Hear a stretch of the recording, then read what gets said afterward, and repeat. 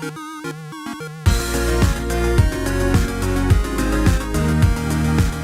everyone, welcome back to another Anime Kingdom review. See by the title below, yes, this is on episode 7 of Eromanga-Sensei, and we pretty much go straight into this episode, obviously with a huge challenge coming up. The challenge was a little underwhelming in my opinion, but it was still pretty enjoyable to see. Definitely getting introduced to, of course, the new character Muramasa, to which at first, her dream, I was wondering what the hell it could be that obviously, you know, his dream interferes with her. And at first when she was talking like, oh, you know, I want to just make stories that I love because there's no story out there that I even, you know, find interesting. So that's the only reason why I'm doing that. I'm over here like, how does that pertain to him though? It's gotta be when she was about to say at one point as well. She of course says later on, I was thinking that she, you know, full blown, it was like, you know what? I kind of have an idea. It's her favorite novel, the one novel that she found really interesting and the thing that pretty much motivated her to start her novels turns out to be, of course, also Masamune's. And that, of course, is a huge thing considering, you know, he's not the biggest Arthur out there, and not everyone likes that story as much. And surprisingly, one of the biggest Arthurs out there, which is, of course, Muramasa, to which, like, I think there was, like, 14.5 million, you know, copies sold for hers or something.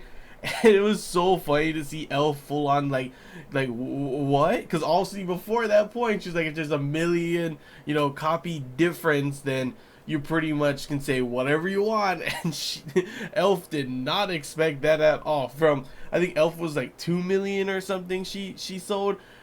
Yeah, compare that to 14.5. Yeah, that's she definitely can say whatever the hell she wants, honestly. But yeah, like I kind of thought it would last a little bit more than just one episode, this rivalry between Muramasa and of course Masamune, but it ends up being pretty damn fast going through it. And the big thing, of course, was the fact that we find out that practically Muramasa is in love with him, not just, you know, in love with his books and everything, but she's pretty much just full-blown in love with him. And when he rejected her in that one scene, I was like, I don't know if you should do that. She is a yandere for sure. But he, luckily, I mean, for now, dodged a bullet. But that moment when he was like, you know what? If you're a true fan, you will love my work, even if it's a, you know, not the same type of genre that you normally love. And at that point, I was like, yeah, you know, if you really do love, you know, Arthur's, you know, if you're a fan of someone's work and everything, and just because they decide they want to change it up and want to try something new, if you really do, you know, love their, you know, style and their work, you should be supporting them. You should, you know, wait till at least it comes out before you start going, no, you gotta do it this way. But it overall, like, she just screamed yandere before this point. She's always just seemed kind of like really nice in that moments with other people. Like, she was only nice to Masamune, you know. But the one moment he says that he pretty much, you know, that he's going to go on with this challenge, even though she pretty much said that she would literally, you know, pay for both him and the sister, both him and Sagiri, and, you know, let them live pretty much happily the way they've been wanting to and everything. He does, as long as he, of course, writes for her. He, of course, says no to that, obviously, because of that really emotional, and I really enjoyed it, actually. I did not expect that outburst from Sagiri, but I was like, yeah, go Sagiri, but be careful, because that's a yandere. You do not want to anger her too much. And that moment when she's like, it better be good, or I'll kill you. Like, he's probably like, oh, damn, okay. I'm over here like, you better hope that story's good, because if it's not, she ain't kidding. She is not kidding. She will kill you. So be careful while you're there. You know, be careful, Masamune. But yeah, overall, it was a pretty interesting episode. You know, we got to see him, of course. You know, the very beginning was, of course, the challenge. Then, of course, you got to see numerous moments with him and Elf. I kind of wanted more of a reaction when you know, Sagiri found out about Elf and her, you know, him going on a date, as she put in her when she tweeted it. And I was full on like, I bet that's gonna make it hard for Masamune later on, you know. And it didn't get quite the reaction. She was like all mad, like, oh, you had fun on your date kind of thing, jealous and everything. but I was expecting more reaction from that. But of course, they kind of want to focus more on Muramasa coming over later on after that instead. But overall, it's pretty interesting to see Elf helping them so much, you know. And before this point, I was kind of like, you know, it could go either way. He may end up with Elf. He, you know, who knows? Maybe he'll end up with, you know, Megumi.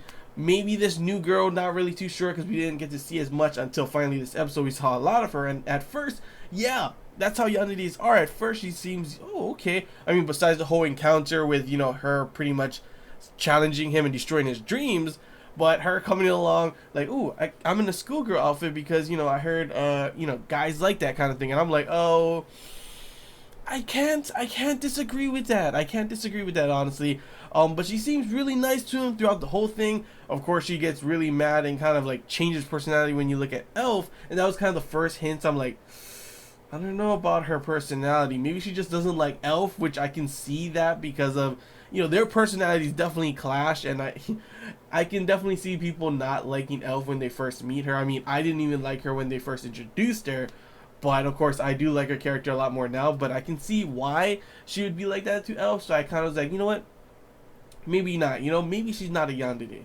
But that moment when she's like, I'll kill you, when she just turns around, the door's about to close, I'm like, that is not a joke. And then of course when he ends up pretty much reading, kind of, it's pretty funny because he wrote that story, you know, he wrote a story for Sagiri, and it was pretty much a love confession, and then he gets the same thing back from Muramasa, to which of course, you know, he ends up rejecting her, and she just stands up and you can't see her eyes, and I'm full blown like, careful, she might have a knife on her or something, you better be careful. Luckily he dodged a bullet or a blade, and she ends up walking away, but that may not be the end of it. We do not know. This is only episode 7. There's 12 episodes in the season, so 5 more left, so I'm not too sure where the story is going to go from here, considering that he was able to beat her and everything.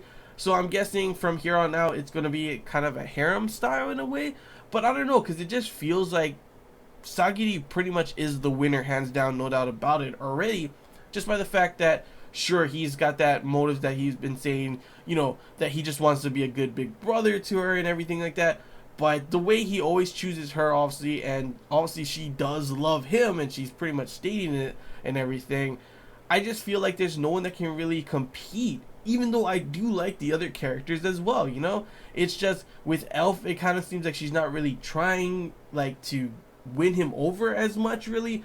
Muramasa tried, and I'm not too sure how much she's going to continue to try, though. Like I said, Yandere, you never know what's going to happen next with her. Megumi's never really showed a huge interest either, and I thought Tomoe would be a big interest as well, but it hasn't really shown her character either, so she might, you know, come up later on, since they still need a character for their story, you know, with someone with boobs, someone with opie, of course, and she's the only one there, so there's a high chance that we'll probably see more of her in the next episodes, which it'll be interesting. I kind of want to see how her character is as well, because we haven't really seen as much about her, and from there on out, we'll see how the story goes. But yeah, overall, pretty enjoyable episode. Starts off with a heated challenge, and of course, you know, bunch of cute elf, funny cute elf moments, bunch of cute funny Sagiri moments, crazy Yandere coming into the picture where she pretty much, you know, confesses to him and gets rejected outright. Love the outbreak, you know, the outburst from Sagiri. Honestly, I really do love that. That moment was like, damn, you could definitely feel the emotions from that, and I was definitely not expecting it at all, honestly, and that's why it just made it so much better. And then of course with him winning pretty much by, he would have lost, but it was close either way because he only lost by 15. But unfortunately, obviously, her, you know, story was like double the amount that it's supposed to be, so she got disqualified. So in the end, she was never really trying to win. She was trying to win with her confession, obviously, towards another goal, but she didn't really care about winning this competition in the end, you know. So I don't know, I felt like she would have wanted to, because then she could force him. She could, you know, she has the right to do, you know, make him do whatever she wants, and she could have just been, you know, be mine and write stories for me forever, practically, you know. It seems like the Yandere way, you know, but in the end, she ends up not doing that. So maybe she's not as much of a Yandere. Maybe she's like a, you know, there's here and there's these characters that they show some Yandere tendencies, but they're not as much as some other characters. So I don't know, maybe we'll see more different side of her. She's cute, honestly. There's so many cute moments and her expressions, everything that I found really adorable as well.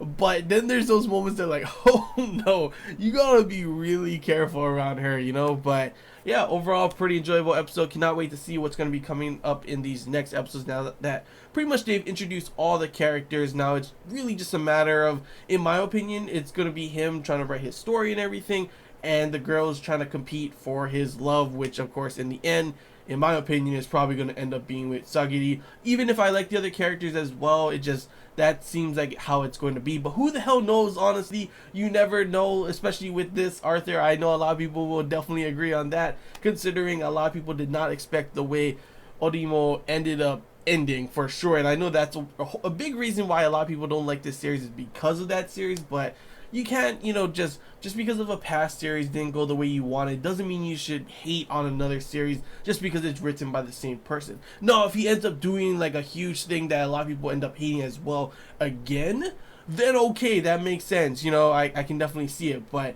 at this moment, I'm enjoying this series. I have high hopes that it will end up, you know, going good in the end as well. So just gotta wait to see how the rest of the season goes and see if there's gonna be another season, if there is, or it's just gonna end here. I'm not too sure how, you know, it's doing in terms of popularity and everything and sales, but overall I've definitely enjoyed it and cannot wait to see the next episode. So yeah, that's all I got to say, guys. Hope you enjoyed this Anime Kingdom review. If you have any questions, feel free to comment below. If there's anything I missed and you want to talk about, comment below as well. And if you did enjoy it, leave a like. If you haven't already, feel free to subscribe for more content. And as always, guys, I want to hear your guys' thoughts. Did you enjoy this episode? Good, bad, whatever you guys want to talk about, your opinions, your thoughts. I want to hear what you guys thought about this episode, since you already heard what I thought.